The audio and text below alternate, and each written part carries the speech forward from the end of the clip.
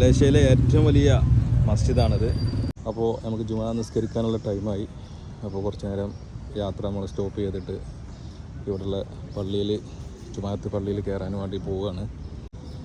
ഏകദേശം ഇവിടെ ടൈം 12:45, നാട്ടിൽ 10:15.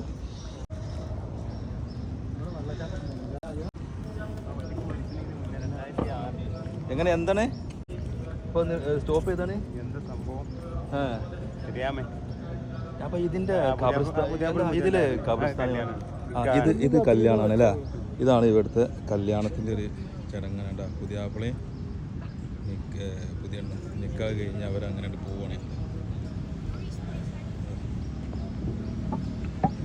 വെള്ളിയാഴ്ചയാണ് ഇവിടെ നിക്കാഹ് നടക്കുക. അപ്പോൾ ആ ഒരു പരിപാടി കഴിഞ്ഞ് അങ്ങനെ ഇറങ്ങി പോവായിരിക്കും.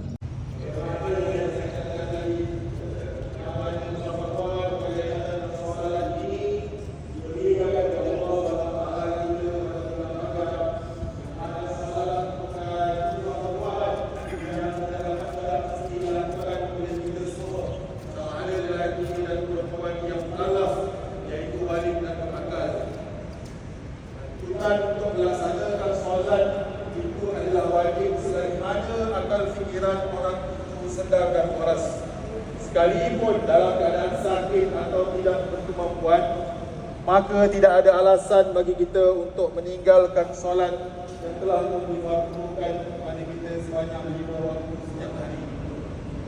Namun demikian, pimpinan kaedah mendirikan solat itu sahaja yang berbeza-beza berdasarkan kemampuan kepada seseorang.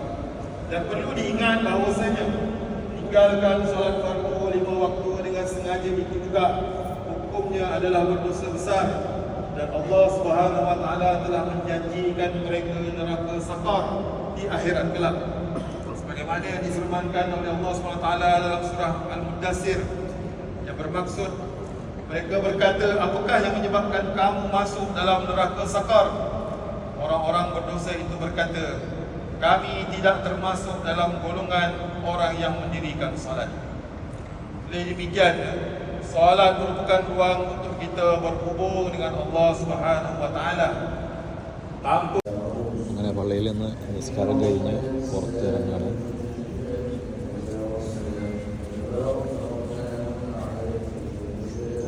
മലേഷ്യയിൽ കണ്ടതിൽ വെച്ച് ഏറ്റവും വലിയൊരു പള്ളിയാണെന്ന് തന്നെ പറയാം.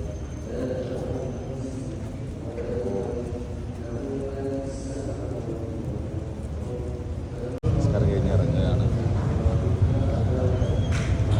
അതിൻ്റെ ഒരു മലേഷ്യയിലെ ഏറ്റവും വലിയ മസ്ജിദാണ്.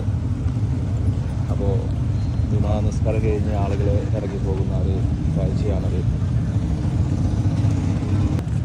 മലേഷ്യൻ ടൈം ഏകദേശം 2:10.